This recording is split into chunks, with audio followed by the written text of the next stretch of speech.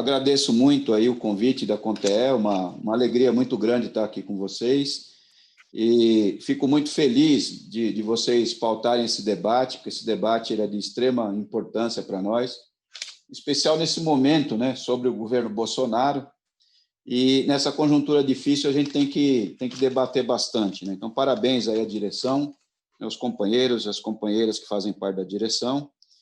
E, bom, o que me foi pedido era para, né, fazer uma exposição entre 20 e 30 minutos, né, sobre esse tema da precarização dos direitos, né, e, na verdade, da proteção dos direitos nessa situação, né? Então, eu vou fazer assim, eu preparei, não sei se era bem isso que vocês queriam, né, mas um breve histórico sobre esse tema. Então, todos os sucessivos governos, né, que nós passamos tinham um projeto sindical e tinha um projeto para a área trabalhista também, né? Então, a gente vem acumulando na luta, né, através dos tempos, né, a resistência para defender os direitos, tal. Então, falar um pouco do que foi esses períodos, né? E depois, no final, agora, sobre Bolsonaro, os desafios desse tema, né? Então, eu espero tocar aí nos temas que são objeto da preocupação, né, de todos nós, e depois fazer o debate aí mais aprofundado, né? Então, a CUT nasce, né, em 1983 e ela nasce com uma forte crítica ao modelo sindical, né? Nós temos um modelo, né, de organização sindical que, na nossa visão, naquele momento, não conseguia responder aos desafios que estavam colocados para aquele Brasil de meados dos anos 80, né?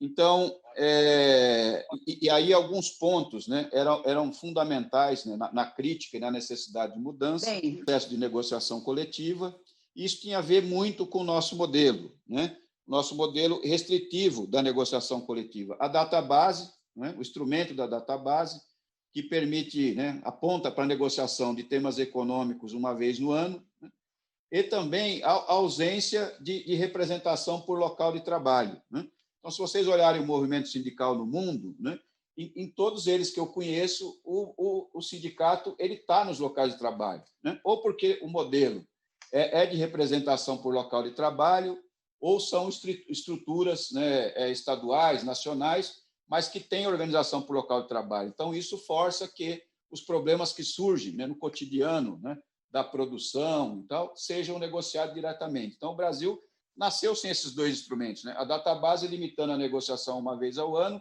e a inexistência de OLT, né? Então, todos os problemas que surgem no local de trabalho são automaticamente remetidos para a Justiça do Trabalho e por isso que a gente tem uma Justiça do Trabalho enorme, né? Se não me falha a memória, né, até anos atrás, antes da reforma do Temer, né, a gente tinha 3 milhões de processos novos, né, que entravam na Justiça do Trabalho todos os anos, né? Depois foi restringido com a reforma trabalhista, né? Então, uma estrutura sindical muito fragmentada, Então, era muito difícil para nós, quando a gente recebia, né, um dirigente internacional, a gente explicar que nós tínhamos um modelo de unicidade, né? Mas esse modelo de unicidade permitia, dentro do mesmo local de trabalho, dentro de uma mesma empresa, a existência, né, de 20, 30 sindicatos diferentes, né? Então, eu sou trabalhador da Mercedes-Benz. A Mercedes-Benz é uma empresa do ABC que é metalúrgica, né? Mas lá dentro a gente tem, na última vez que nós contamos, 48 sindicatos diferentes, né? Tem o sindicato do bombeiro, o sindicato do motorista, o sindicato da secretária, que são os sindicatos diferenciados, né? Então, uma estrutura muito fragmentada que nos impedia de ter uma atuação nacional que aquele momento ali exigia, né? E a própria proibição da existência das centrais sindicais, né? Você podia se organizar enquanto ramo, mas você não podia se organizar enquanto central sindical, né? E também o poder exacerbado de controle que o Estado tem sobre a organização no local de trabalho. Essas coisas eram impedimento, né, para que a gente tivesse uma atuação à altura daquela conjuntura. Depois, já entrando nos anos 90, já com Fernando Henrique, né, no governo Fernando Henrique tem também um projeto, né, um projeto econômico, e que, para ser implementado o seu projeto econômico, dependia também de um modelo sindical que ele tinha na cabeça. Então, o principal objetivo do governo Fernando Henrique era a introdução, né, do modelo neoliberal, a abertura da economia brasileira e as reformas neoliberais, né? E, para isso, para implementar essas reformas, tinha que dar liberdade ao Estado, né, liberdade, na verdade, para o mercado, né, regular todas as coisas, por isso tinha que desregular tudo, inclusive o mercado de trabalho. Então, Fernando Henrique, já no início do governo dele, todo mundo se lembra lá da histórica greve dos petroleiros, logo no começo, né, que ele mandou os tanques, o exército, tal, reprimir aquela greve, né? Então, para implementar o programa, tinha que enfraquecer sobremaneira o modelo sindical, né? E ele fez isso com vários instrumentos, né? Entre eles, né, o de desconcentrar regiões de forte tradição sindical, né? Então, ele estabeleceu no país uma guerra fiscal, todo mundo se lembrava disso, em que as empresas saíam de um estado ou de uma região, né, de forte tradição sindical para ir buscar outras regiões onde o movimento sindical estava nascendo ou estava se estruturando, né?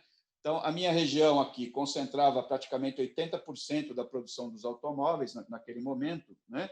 Hoje é abaixo de 20%, deve estar em 20%, porque ela se espalhou pelo Brasil naquele período, né? Então, foi um fenômeno não só no Brasil, mas que também a gente verificou isso no mundo, né? Então, por um lado, né, esse movimento das empresas no país aqui, né, tinha um lado bom, porque você espalhava o desenvolvimento, né? Uma pena o Adilson não está aí, né? Mas a Ford foi lá para a Bahia, um estado importante naquele período, né? Do ponto de vista do desenvolvimento importante, mas ele foi, né, enfraquecendo sindicatos históricos e regiões importantes de tradição sindical, e esse era um dos grandes objetivos ali, né? Então, para enfrentar e regular aquilo ali, você precisava ter uma atuação nacional, e a gente não tinha dado a fragmentação também do nosso modelo. A desregulamentação também da legislação trabalhista, a flexibilidade, banco de horas, enfim, N instrumentos de flexibilização que foram implantados naquele período, né? Mas também foi um período de forte, né, resistência do movimento sindical. Nós fizemos muita luta, em especial ao tema das privatizações, né? Uma das coisas que estavam no centro, né, é a diminuição do Estado brasileiro, que nós fizemos uma luta heróica e brilhante, né? E o saldo do governo Fernando Henrique, né, quando a gente faz a avaliação, a gente diz que nós derrotamos o modelo neoliberal. Nós não permitimos que o Fernando Henrique implementasse na plenitude aquele modelo. E é verdadeiro, né? Então, o presidente Lula, né, falava, né, que quando ele ganha a eleição em 2002, ele só conseguiu governar o país porque ele tinha os instrumentos, né, a Petrobras para induzir o desenvolvimento, tinha o Banco do Brasil, a Caixa Econômica, enfim, né, a estrutura do Estado que nós, na luta, não permitimos o Fernando Henrique destruir, né? Então, isso é verdadeiro. Mas o Fernando Henrique fez duas coisas importantes, né, que foi o essencial, né?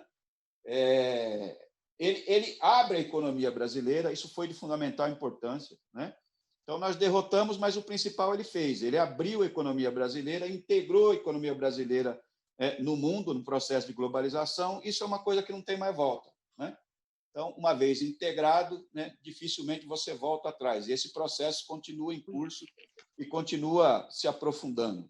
E a outra coisa, que foi uma marca importante do governo Fernando Henrique, foi a desnacionalização da indústria brasileira, né? Então, antes do Fernando Henrique, o Brasil tinha um parque industrial grande de empresas brasileiras, né, de empresários brasileiros, e naquela abertura que foi feita do dia para a noite, né, o Brasil tinha um mercado, né, protegido, com 100% de taxa de importação, né, e aí começa, na verdade, né, essa abertura com o Ciro Gomes ainda, antes do governo Fernando Henrique Cardoso, né, cai para 2% da noite por dia, e aí uma onda, né, de produtos importados que entraram no Brasil, né, e destruíram as empresas brasileiras que tinham, né? Muitas empresas multinacionais entraram, né, para comprar a empresa brasileira fragilizada e fechar, né, tirar do mercado. Então, hoje, né, uma das maiores dificuldades para fazer política industrial no Brasil ou gerar emprego de qualidade foi isso. Nós não temos empresa brasileira para fazer isso. Então, quando o Trump, né, ele chama lá a indústria norte-americana e fala, olha, nós vamos produzir um produto de alta tecnologia aqui, um carro avançado, elétrico, não sei o quê, então, ou uma geladeira inteligente e tal. Eles, os empresários, têm condição de decidir isso, porque eles são norte-americanos, são empresas americanas. Aqui no Brasil, não. Aqui, se o presidente chamar, né, as empresas aqui e falar, vamos desenvolver um produto de alta tecnologia com qualidade, né, eles vão dizer, olha, essa decisão eu não posso tomar, porque nós somos multinacional, essa decisão é lá na matriz, né? E dentro de uma estratégia internacional das matrizes, né? Então, a gente não consegue fazer, né, política industrial por causa disso. Isso é grave, porque toda a nação do mundo, né, que conseguiu, né, avançar em direitos, né, em proteção dos trabalhadores, conseguiu avançar em serviços públicos de qualidade, né, e proteção social, tem, na sua base, uma indústria muito forte, né? São países industrializados com produtos de alta tecnologia, né?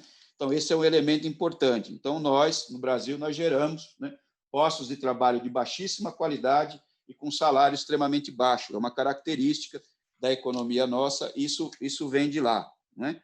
Então, nos governos do presidente Lula, né, e da presidenta Dilma, nós tivemos avanços importantes na relação com o Estado, passou a haver negociação coletiva, enfim, o país começa, né, a crescer na geração de empregos, tal, né? Mas aí algo que a gente tem falado, nós passamos por aquele período, mas a estrutura, né? A estrutura produtiva do país não mudou nos governos do presidente Lula e da presidenta Dilma. Nós continuamos sendo uma economia de produção de produtos de baixa qualidade, com empresas multinacionais, enfim, né? Embora tenha tido um fortalecimento de empresas estatais, né? A Embraer nesse período, né? A Petrobras, que foi uma empresa muito importante e tal, mas não mudou a estrutura. Nossa estrutura produtiva passou intacta, né? E também a estrutura sindical. Foi feita uma iniciativa, né? Se todo mundo se lembra, do Fórum Nacional do Trabalho, para tentar mexer e fortalecer a estrutura sindical. O debate foi extremamente interessante, mas virou um projeto que foi para o Congresso Nacional e ficou lá. Então, a gente atravessou esse período. Na minha avaliação, era um período que era muito importante a gente ter feito mudanças, né, modernizadora na nossa estrutura, na legislação, né, sobre nossa ótica, e nós perdemos a oportunidade de fazer. Né? Perdemos a oportunidade de fazer. E aí, né, veio o governo Temer, né? O governo Temer, o golpe, né? E aí o governo Temer também tem um projeto, né? Com o processo de globalização avançando, né? Esse processo de globalização está dividindo o mundo, na minha avaliação, em dois tipos de país, né? Um país que vai ser detentor de alta tecnologia, produtor de produtos de alta tecnologia, e outros que vão ser importador, vão estar excluídos desses processos, né? Vão ser produtor daqueles tipos de produto que tem salário baixo, que agride o meio ambiente, que agride a saúde do trabalhador, desde que, né, tenha sindicato fraco e legislação trabalhista totalmente flexibilizada, né? Então, não é à toa que o Diese fala que mais de 180 países no mundo, no mesmo período, Temer, fizeram reformas parecidas com a do Temer, né? Estão flexibilizando a legislação trabalhista, não é? Abrindo mais a economia para importação, abrindo mão de empresas estratégicas. Então, vê, a Embraer foi vendida, empresa de alta tecnologia, enfim. Porque, na visão do Temer, e isso continua exacerba no governo Bolsonaro, é isso. O nosso lugar no mundo é esse aqui. Nós não vamos ser um país detentor de tecnologia com produto de alta qualidade, ao contrário. Nós vamos ser um país dependente, importador e tal. Esse é o modelo, tá certo? Então, agora, quando veio a pandemia, né, de coronavírus, ficou claro para o país, né? Nós mandamos todo o setor industrial de produção de equipamentos de saúde para a China, né? Porque na visão deles é mais barato lá na China, então manda para a China. Aí mandou para a China, veio a pandemia, a gente não consegue fazer máscara, não consegue fazer respirador, não consegue nada porque mandou para fora, não é? Então, essa era a visão deles, né? E assim também, né, começou a estimular com um discurso falso, né, de que para gerar emprego você tem que precarizar, né, você tem que precarizar as condições de trabalho, né? Então, o país passou a estimular o emprego de tempo parcial, o emprego intermitente, né? Enfim, né? Essas novas formas de contratação flexível que foram implementadas e reduzindo salários, né? Reduzindo salários também, né? Então, no falso discurso de que o país não gera emprego porque o trabalhador tem direito demais, enfim, então tem que precarizar para gerar emprego, né? Então, né, o Bolsonaro, inclusive, na eleição dizia: o país vai ter que escolher se quer ter emprego ou quer ter direito, porque os dois não dá para estar junto, né? Então, é a visão que eles têm. A gente sabe que o que gera emprego é investimento, né? Você pode criar forma de contratar até como escravo, né? Mas se não tiver demanda, o país não cresce, não tem investimento, você não vai contratar ninguém, né? Então, os investimentos que geram emprego. E o país começou a destruir empregos de qualidade, porque esse é o movimento que a gente vê agora, né? Relações de qualidade, emprego de qualidade para introduzir trabalhos precários, a estimular trabalhos precários, né? Então, todas as ações no Congresso Nacional, né, do Temer para cá, vêm nessa direção da precarização e estímulo de trabalho precário, né?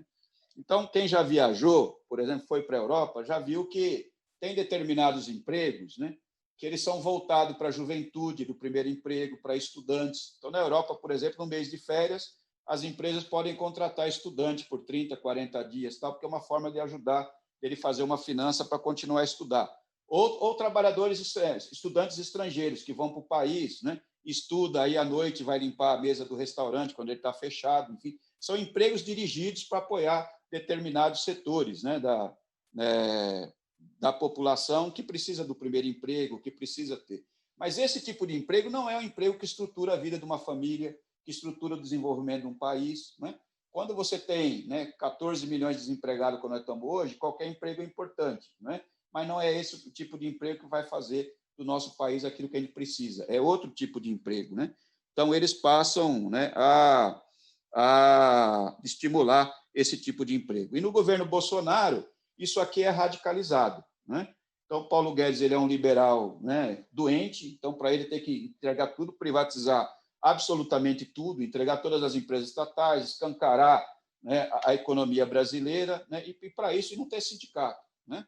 Sindicato atrapalha, né? E tem um modelo sindical também, né?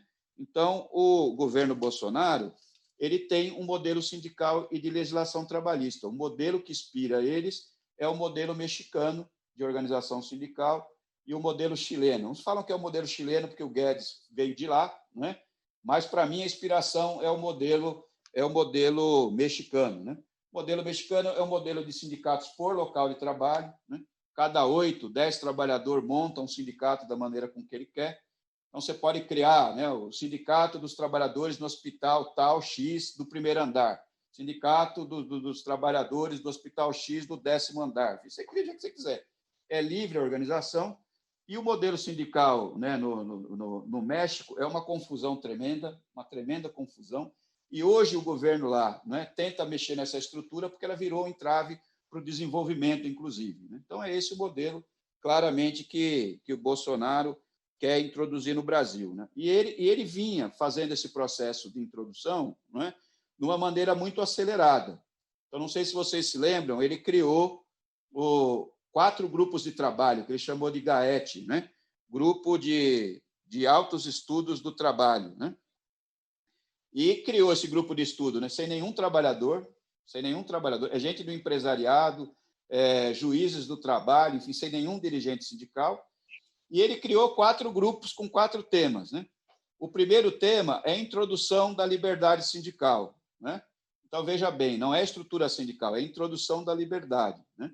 Então, numa das raras reuniões que fez com o movimento sindical, eles disseram: a decisão da liberdade está tomada, nós vamos acabar com a unicidade, assim, acabar com a unicidade, tornar livre, né?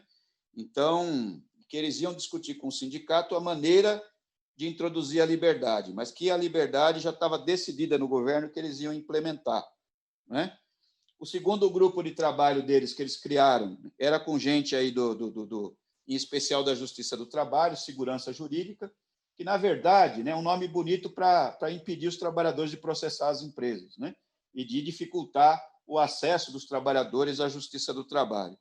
Um terceiro grupo que eles criaram são normas trabalhistas, então eles queriam mexer em todas aquelas NS que protegem a saúde, né, que cria regras, né, para as mulheres trabalhar em determinados locais, jovens, enfim, né, que são medidas que, na avaliação deles, as empresas não têm condição de cumprir, que eles querem desmontar, na verdade, né? E o outro grupo é o grupo de trabalho, que eles chamam de trabalho e previdência, que, na verdade, esse grupo de trabalho e previdência é a introdução da carteira verde e amarela, né, que ele falou na campanha, e também na previdência, o modelo de capitalização, sistema privado de previdência pública. Então, esse era o projeto do Bolsonaro, que ele vinha implementando a toque de caixa, mas que veio a pandemia e interrompeu. Então, isso é 20 importante. minutos. Tá, eu vou procurar encerrar aqui, já estou caminhando já para o final, né? Então, que a pandemia encerrou esse processo, né? Então, as medidas que estão colocadas no Congresso, e aí, né, depois o companheiro aí, nosso companheiro advogado pode aprofundar, as MPs que estão lá são um sinal, né? Nós tentamos lutar para modificar essas MPs dentro do Congresso Nacional, numa dificuldade, porque nós somos minoria. A gente chega ali no máximo a 130 votos, né, da bancada progressista ali dentro, né? Foi uma batalha, conseguimos algumas coisas modificar para tentar proteger e tal, mas essas MPs, na minha avaliação, é a árvore, né? A floresta é o projeto sindical do Bolsonaro, né? Então, se a gente ficar olhando para as MPs, a MP é um pedaço da coisa, né? A floresta é esse projeto sindical que o Bolsonaro quer implementar no Brasil, que seria desastroso. E penso que, no pós-pandemia, esse projeto volta com força, né? Esse projeto de mudança volta com força. Até porque o Paulo Guedes está dizendo, né, que, passado a pandemia, para recuperar os investimentos que o Estado fez, né, qual é o caminho? O caminho é um forte ajuste fiscal, é um forte programa, né, de venda das estatais, de privatização, né, e aprofundar a desregulamentação do trabalho, do mercado de trabalho no Brasil. Então, não tenho dúvida. Então, essa vai ser uma batalha crucial. Essa é a floresta que nós vamos ter que olhar e impedir, né, que esse processo avance, né? Então, aí a nossa tarefa, né, diante desse processo aqui, né? Nós temos que barrar o governo Bolsonaro. Então, assim, não tem nada mais importante para nós do que a bandeira do fora Bolsonaro e do impeachment do Bolsonaro. E não vai ser uma tarefa fácil, porque vocês têm visto aí, né? Ainda na população, né? A população está dividida em relação ao impeachment do Bolsonaro, e ele ainda, contudo, nas pesquisas, ele ainda tem um terço do eleitorado colado nele, né? Ele tem 29%, segundo a última pesquisa do Datafolha, né? Então, 29% foi o que o Haddad teve para ir para o segundo turno nas eleições de 18. Ele ainda tem uma força política e agora ele resolveu fazer política, né? Ele resolveu fazer política no Congresso Nacional, né? Está atraindo parte do Centrão para o governo, ele passou a dialogar com o STF, ele percebeu, né, que o auxílio emergencial de R$600 começou a dar um apoio para ele numa base mais pobre que ele não tinha, enfim, então ele começa a operar. Então, o governo Bolsonaro ele tem condições ainda, né, de chegar em 2022 e em condições de ir para o segundo turno, né? Então, conjuntura pode mudar, né? Pode mudar isso? Pode, né? As denúncias que tem sobre ele, né? As investigações que tem sobre o filho e a família, então, tudo isso pode mudar o cenário, né? Mas, se não tiver uma mudança, ele pode sim, não pode ser subestimado, porque ele ainda tem um forte apoio dos militares, né, do sistema financeiro, enfim, tudo o que a gente vem dizendo. Mas essa luta, né, pela derrota do Bolsonaro, pelo afastamento dele, ele é de fundamental importância. E a outra coisa que é uma prioridade muito importante é a nossa presença no Congresso Nacional. Então, assim, nós somos um sistema presidencialista, mas que o Congresso Nacional tem muita força. Então, assim, não basta eleger o presidente da República, está claro para nós. Eleger o presidente, a gente se concentra muito, né? Vamos ganhar 22, vamos eleger o presidente. Mas, se o Senado e o Congresso for contra nós uma tragédia, né, a gente não consegue andar. E, cada vez mais, né, as mudanças no mundo do trabalho vão passar pelo Congresso Nacional. E nós não podemos mais ficar no Congresso Nacional com meia dúzia de deputados oriundos do movimento sindical, como a gente tem hoje, né? Então, claro que a gente tem deputados lá que, na década de 80, foi dirigente sindical, foi do movimento social, mas hoje está com outra agenda. A origem é essa, mas hoje está com outra agenda. Não é? Não trabalha mais exclusivamente a pauta sindical. Quem trabalha a pauta sindical exclusivamente é um ou outro deputado, e nós não podemos mais continuar assim. Então, eu penso que é estratégico o movimento sindical, o movimento social, tirar uma meta de eleger 100 deputados oriundos do movimento sindical e do movimento social para 2022. Então, assim, a CUT está presente nos 27 estados da federação, no interior dos estados. Não é possível a CUT não eleger um deputado federal em cada estado. Se organizar para isso, faz, a CTB faz, as outras centrais faz, o MST faz, os movimentos faz. Mas, para mim, isso é muito importante. Ter uma estratégia de ter uma bancada forte, combativa, ligado a gente, é de fundamental importância. Porque, por mais que a gente faça, nós não vamos conseguir manter direito e segurar a legislação da maneira com que a gente está lá. Então, acho isso muito importante, estratégico, né? E, por último, né, nós temos que pensar também numa mudança né, da nossa estrutura sindical, né, da negociação coletiva, da nossa forma de funcionamento, porque ela tem problemas, né? E se a gente não reconhecer que tem problemas, nós vamos ser derrotados, né? Então, a grande força que tinha, né, antes da pandemia por mexer na estrutura sindical são os seus problemas históricos, né? Então, nós temos 12.500 sindicatos de trabalhadores, 12.500 sindicatos, né? Com certeza, uns 5.000 deles, né, tem dados aí, né? Há 8 anos não manda pauta para os empresários. Não é que ele não negocia, né? Porque às vezes ele pode querer negociar e o empresário não querer negociar. Ele não manda pauta, são sindicatos de cartório que estão aí que a gente conhece. Então, assim, ó, essa é uma decisão importante. Quer dizer, nós não podemos mais, e são esses tipos de sindicatos, né, que existem só para receber imposto sindical, que não tem função nenhuma organizativa, que muitas vezes joga, né, a imagem do movimento sindical, forma uma imagem negativa do movimento sindical perante a sociedade, né? A gente critica muito a forte intervenção do judiciário no movimento sindical, que é verdadeiro. Eu ajudei os petroleiros na última greve deles aqui, né? Então, fui lá no TST com o Ives Gandra, né? Um dos pontos da pauta dos petroleiros era não fechar uma fábrica de fertilizantes lá do Paraná, né? E o Ives Gandra, na primeira conversa, falou assim, ó, se não voltar ao trabalho amanhã, né, daqui 2 dias, greve legal, multa de 1 milhão por dia, não sei o quê. É assim, intervenção do Estado.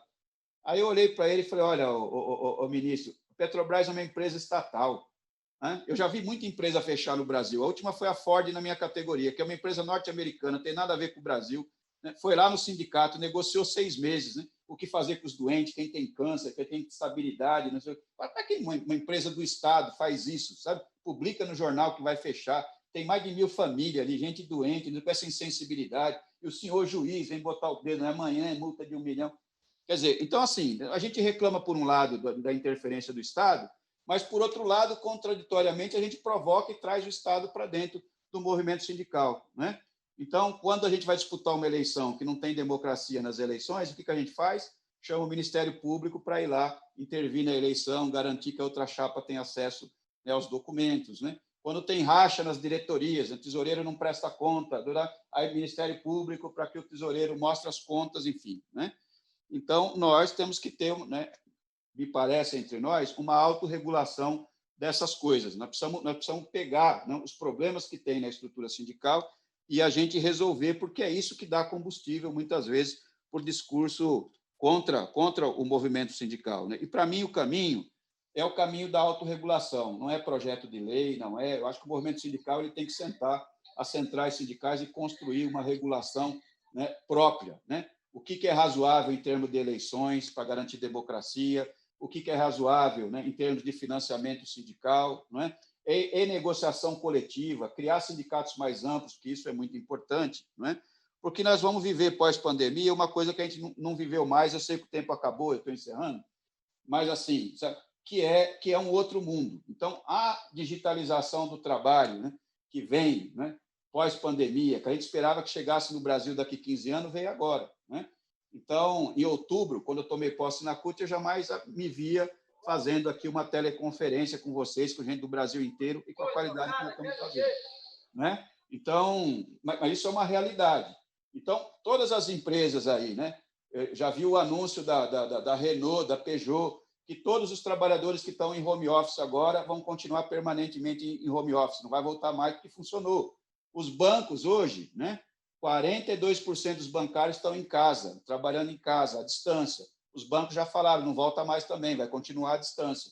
Então, é um outro mundo e nós vamos ter que mexer nessa estrutura sindical, consertar os problemas históricos que a gente tem, né, para que esse processo não seja apropriado pela direita. Porque se esse processo for feito pela direita, vai ser um projeto de destruição do movimento sindical. E a gente não pode subestimar a capacidade do governo Bolsonaro de fazer maldade. Ele é capaz de destruir e desorganizar totalmente o movimento sindical brasileiro. Então, eu penso que nós, né, nesse movimento, nós temos que construir, né, mudanças importantes, mas pactuadas entre nós, mas aceitar que nós precisamos fazer mudanças, né, para proteger direitos nesse sentido.